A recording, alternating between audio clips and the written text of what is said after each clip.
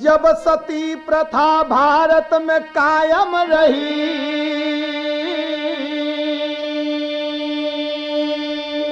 जबरी से नारियों को जलाया गया,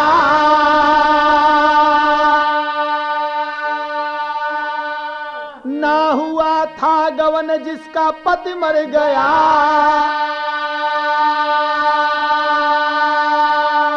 मृत्यु की सेज पर ही सुलाया गया।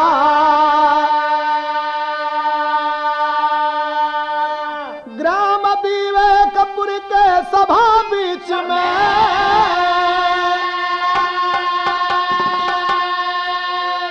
पक्ष में नारियों के कहे चौधरी, उस पुरुष को भी जीवन गंवाना होगा, जिसकी घरनी धर्म की कर्म कर मरी।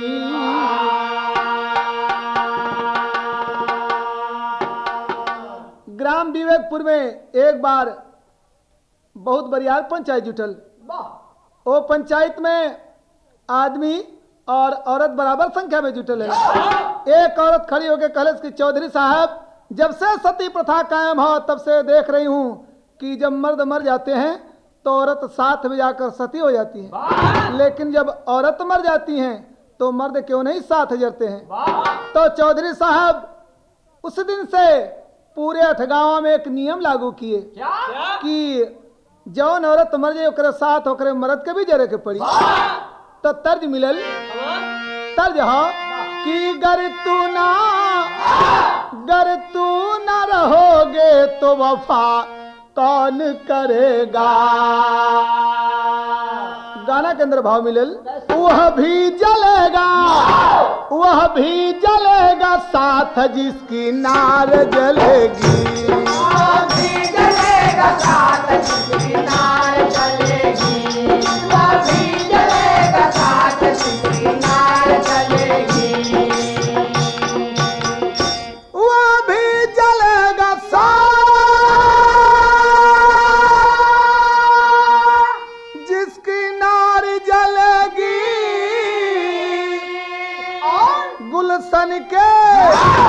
गुलशन के साथ में यारो बाहर जलेगी। सब लोगों ने मंजूर कर लिया ये फैसला,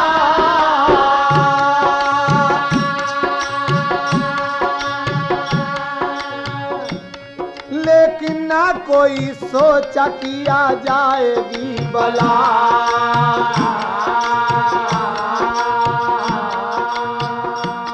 संयोग से भोला नाई की नार मर गई, सोच न लगे भोला कि मेरी किस्मत जर गई।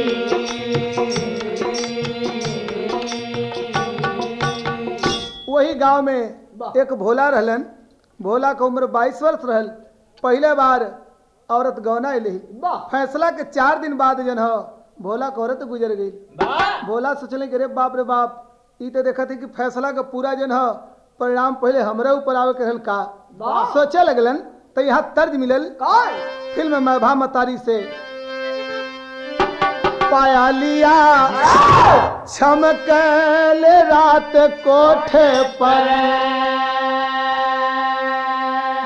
पाया लिया छमकल रात कोठे पर बिजुरिया चमकल रात कोठे पर कमरिया कमरिया लचकल रात कोठे पर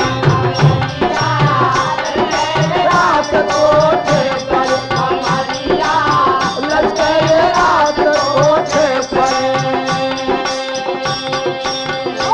गाना के अंदर भाव मिलल बोला सोचत का हुआ कि विपतिया विपतिया आइल विचार कर भोला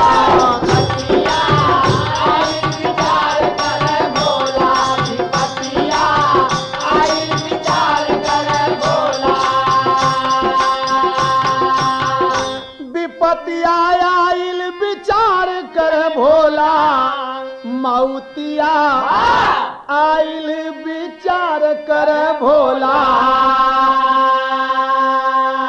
गौआ के लोग हमें दई है जलाई कहवा हम भाग के परनवा बचाई अफतिया आइल विचार कर भोला। तेरी के अंदर भाव मिलल कनुनिया सबके खातिर बनल बा चाहे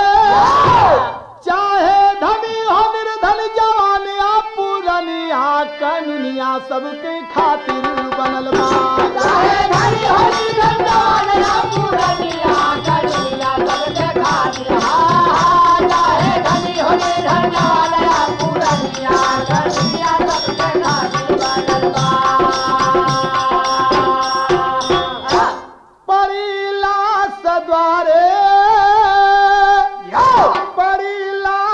द्वारे दुल्हन की भोला मन में किए विचार बड़ी लाश द्वारे दुल्हन की भोला घर से चले पड़ा हरन दौड़े चार बहादुर भोला को पकड़े है जा बाध डोर में पकड़ ले आए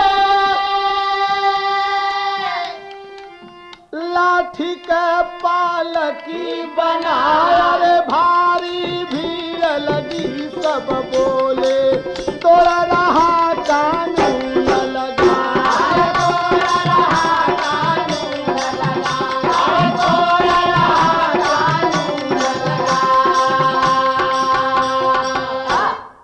चौधरी साहब कहलन कि भोला का तो पता ना हो और 4-5 जन हो 4-5 लोगन के दौड़ा के देखे लगलन और पता लगल कि भोलवा घर से भागल जब 4-5 आदमी पकड़ के लिए लन तो भोलवा से कहलन कि करे भोलवा चौधरी साहब का नियम तोड़त हुए और लिया के घरे के कैलन का कि एक टिट्ठी भोला बदे बनौलन और एक टिट्ठी उनकरे औरत बदे एक टिट्ठी में भोला जन हो सजावल गई कफन में और एक टिट्ठी में उनकर औरत सजावल गई। दोनों जने के जब लोग जने टिट्ठी लेके चले लगलन तब भोला सोचत कहूँ अंधा कानून लागू भइले टूट प्रेम के धागे मसान पर रख दोनों लाश को गांव के लगवा भागे हो कानूनिया सबके खातिर बनल बा लागल लागल आग चौधरी के घर में वही जुनिया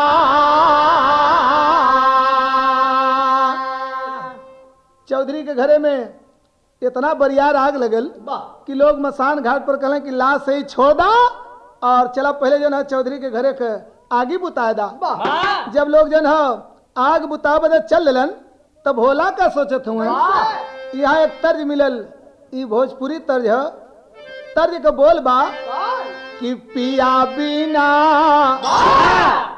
बिना पोर पोर में दर दिया बा,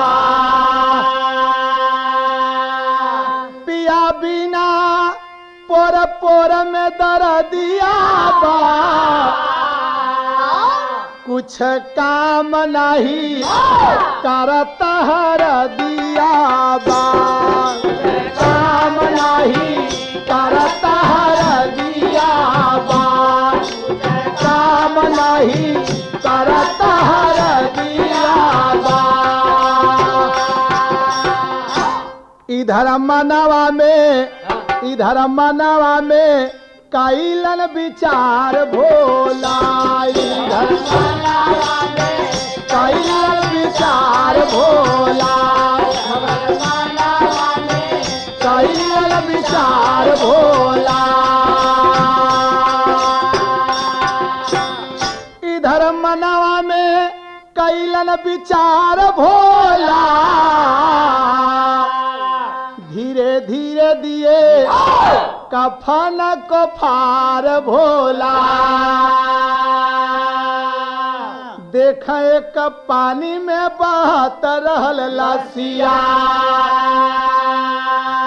टिकठी पर रखे भोला बहाय करके असिया,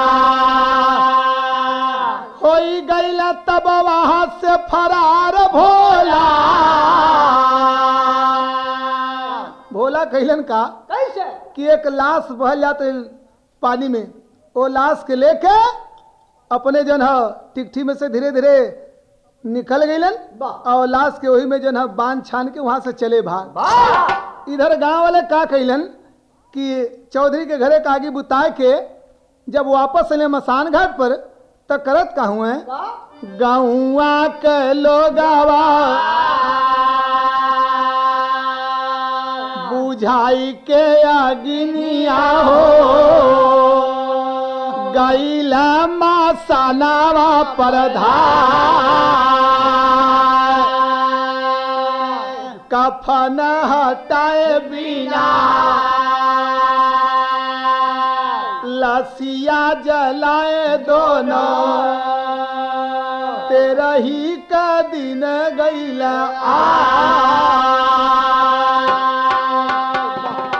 गांव वाले का कैलन कैसे हो मसान घाट पर पहुंच के कफन बिना हटौले जन दुनो लाश जला दिलन और ई ना देखलन कि भोला हुआ कि ना हुआ।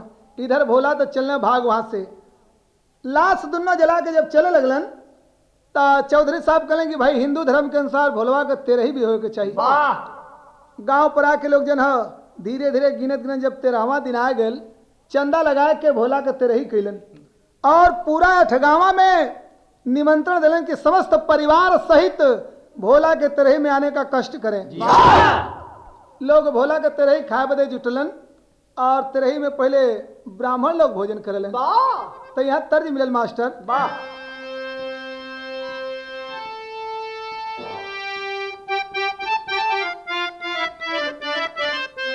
यह तर्ज है कि पिया हो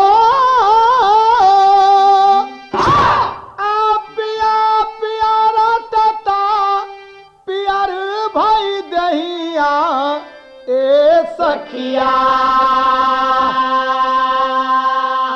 पिया पिया मतला बाबा के यार प्रीति लई भागली सखिया। गाना के अंदर भाव मिलल कि क्या जगाले हो किया जगाले कहे बनाई बाए भोला। अरे पंडित मनावल के दक्षिणा स्वर्ग सुखा पैबाए भोला। पंडित मनावल के दक्षिणा स्वर्ग सुखा पैबाए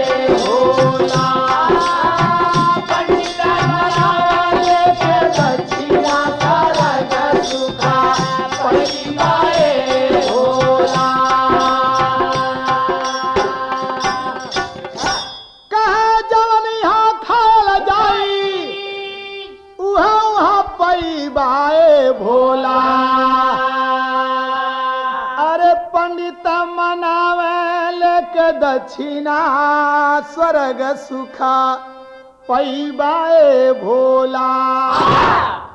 खियावत पियावत लगभग जन 11 रात बजे लगन।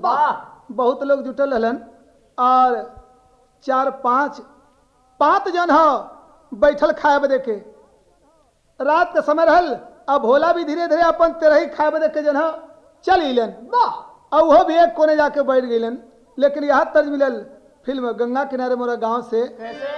तर्ज के बोल बा कि जैसे रोज आवेलू तू तेरा सुन के आई हो रनी दिया निडर बन के। गाना के अंदर भाव मिलल कि मिलता भोजन जहाँ मिलता भोजन जहाँ जन जन के आई गईल भोला तब बाना ठन के। मिलता भोजन जहाँ जन जन के आई गईल भोला तब बाना ठन के। मिलता भोजन जहाँ जन जन के आई गईल भोला तब बाना ठन के। एक कोने में जाके भोला बैठ गईलन। उनके भी जन है वही पात में उनके भी पतरी पुरवा पर ये सब कुछ मिल गल। खाए पिए के सामान भी मिल गल।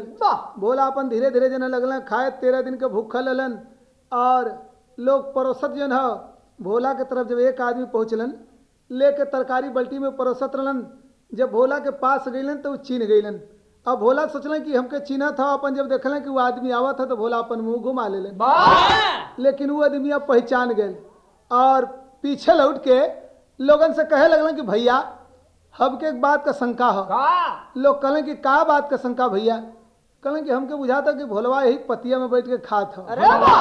लोग कहलन कि भोलवा तो मर गल कि भोलवा यहाँ कहाँ से आई? वो कहलन कि हमके कुछ लोग बतावलन कि मरले के बाद अपन तेरही खाए बदे के लोग भूत बन के आवलन। इसलिए उम्मीद है कि भोलवा भूत बन के जन तेरही खाए बदे अपन आ गई। वह कोने में बैठल बा। 4-5 जने जुट के अपन बतियावे लगलन और चौधरी साहब तब से आ गईलन। कहलन कि एक बात हो चिंता न करें। एक दूसरे के काने होवे लागल बतिया। एक दूसरे के काने होवे लागल बतिया। एक दूसरे के काने होवे लागल बतिया।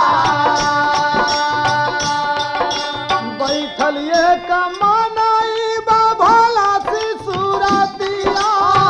बैठल एक मानाई बा भोला सी सुरतिया। बैठल एक मानाई बा भोला सी सुरतिया। सब ही निहारे फारी नयनन के। सब ही निहारे फारी नयनन के आई गईल भोला तब बन ठन के। पारी के पारा सब कोई देख ले लेकिन कोई पहचानलेस ना। उ जन तरकारी परोसत रहा उनके शंका हो गई कि जरूर भोलवे हो। अब भूत बन के आयल हो। जे खाए बैठल पात में सोचल लोग के रे यार कुल बतियावत हो कि भोलवा भूत बन के आयल हो तो ऐसा हो कि यही पतिया में बैठल हो। अपन लोग डराए लगलन और धीरे धीरे सोचलन कि भाई का बात है। लोग आपस में एक जगह जुट के बतियावत हुआ। लोगन के कान खड़ा होए लगल सोचा लगलन। लेकिन भयल का एक लाइन थोड़ा बढ़ के मास्टर। हाँ अरे पारा पारी लेहल मुँह निहार। पारा पारी लेहल मुँह निहार। भोलवा भूत भयल भागे लगला सब ही टंगरी झार। भोलवा भूत भयल भागे लगला सब ही टंगरी झार। भागे लगला सब ही टंगरी झार। भोलवा भूत भयल लेके लड़का भागे लगली घर घर में लड़कोरी। अरे केतना बुढ़ावा भागत भागत थू थुन देहला फोरी भोलवा भूत भया। अब की जनवा दे सब कर मार भोलवा भूत भया। खाए वाला चलना भाग जन हो। कल रे बाप रे बाप भागा यहाँ भोलवा भूत बन के आयल बा। कुछ लोग उधर इंतजार करते कि यार हमने का नंबर कब आई खाए बा देखे। जब देखल कुछ लोगन के भागत कहला कि का बात है यार का भागा मर्दवा हंसनी। अरे भोलवा भूत बन के आले यही पतिया में बैठल रहल जन हो। और गांव वाले सब देखा थे कि बतियावत हुए कि वह भोलवा चिन्हत हो, लेकिन यहाँ रुका मत चला भाग यहाँ से। लोग भागे लगलन जगह जगह जन हो। घरे में दरवाजा लोगन के बंद होए लगल। लेकिन भयल का कि चढ़छा जन पे कोई डरवावे लेके लाठी भाला। ऐसन भूत का तहु ना देखल गाँव छोड़ला जाला भोलवा भूत भयल। अरे शंका में नर नारी पड़े बीमार भोलवा भूत भयल। चले भाग लोग जन हो। और वही जन हो भीड़ में भोलवा भी भागे लगल। वाह कलश करे धरा धरा ये भोला जालन जन हो। लोग सोचे लगलन कि अरे यार ये कहाँ का हमने तेरही खाए बजाइली कि ये तेरही में जन हो भोलवा जन हो भूत बन के आयल बा। देखा थे कि पूरा जन हो घर घर जन हो आदमी के बीन बीन के खा जाई। कुछ लोग कहलन कि अरे भैया हमने का करी चौधरी साहब का नियम हो और चौधरी साहब जिंदा आदमी के जलवा दिल हो निश्चित भूत हो गए हो। और देखा थे कि पूरा जन हो गांव के खा जाई। लोग शंका में बीमार पड़े लगलन। आल्हा में प्रमाण मिलल।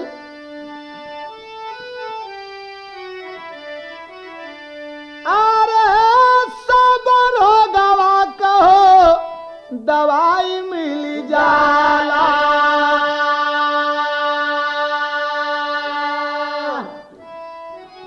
हाय अरे शंका का दवाई नहीं कहता हूँ बिका।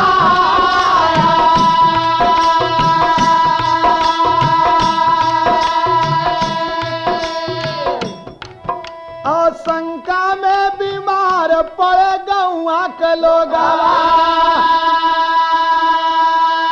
भोला के मनवा में शंका बनल बा। अगर इकट्ठा हो के गौआ के लोग भूतवा के शंकवा में दैया हो मुआ। करके विचार भोला छोड़ देहल गौआ। आयल सरनिया सहरिया में जा।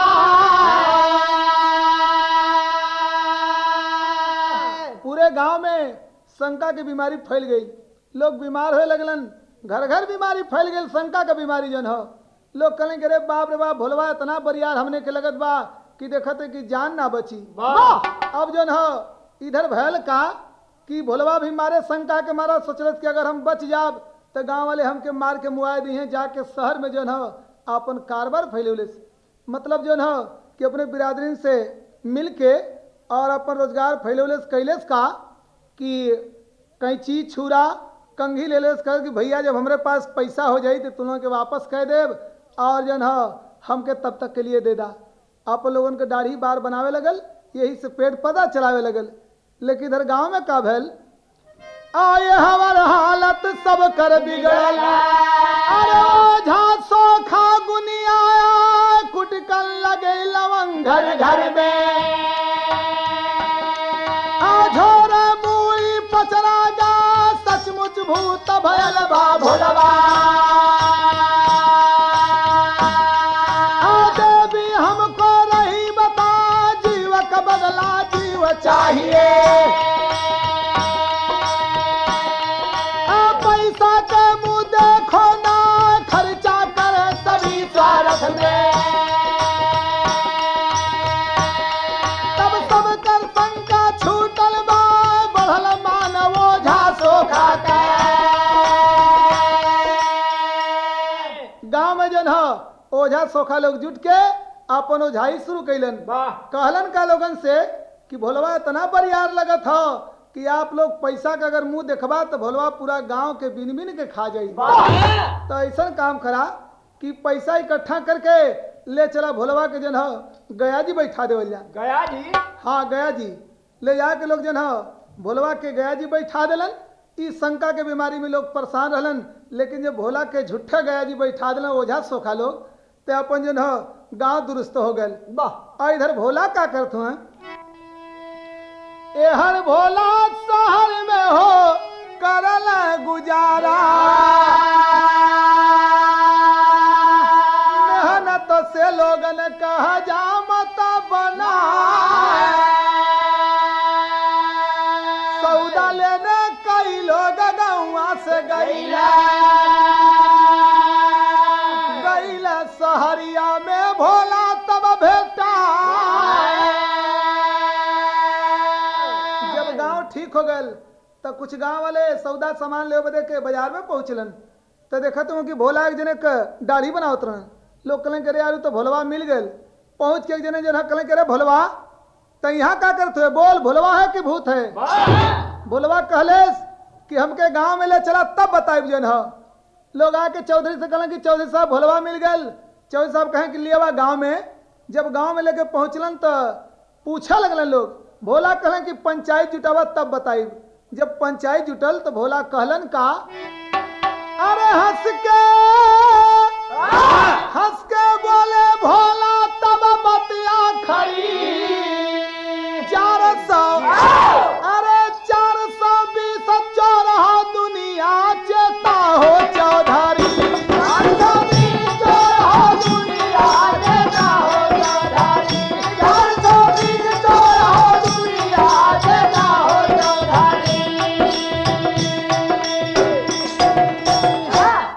घोड़ा घास लखई है लाखों कराऊ मुअले आदमी के पीछे धन दौलत देता लुटा, नहीं मिला पिंडा पानिया चेता हो चौधरी। करते पार करावा गैया बैतरणी में जा, क्या बैतरणी है ब्राह्मण घर जो कि दुहेगा, अब ही छूटी ना नदनिया चेता हो चौधरी। कहलन का कि जौने समय आप लोग आगे बुताव दे गईला वही समय कमाल कैली। अपने जन टिकटी में से निकल गई वही में जन हम मुर्दा जन लिया के बांधली चले भाग हम जन देखा सही भोला ही भूत ना ही जन। कहलन का कि ईश्वर जीव विनाशी आत्मा सब में करती मानवता की पूजा करो, मानवता में रखो विश्वास, तोड़ा लगा वाला कानूनिया चेता हो चौधरी। गुरु बिहारी गुरु गणेश गुरु रामलाल गा के स्वर्ग में से चंद्रिका कभी बचन से प्रेम लगा के कानूनिया सबके खातिर बनल बा। मोहन कबीरा माँ के दहिने बा भवनिया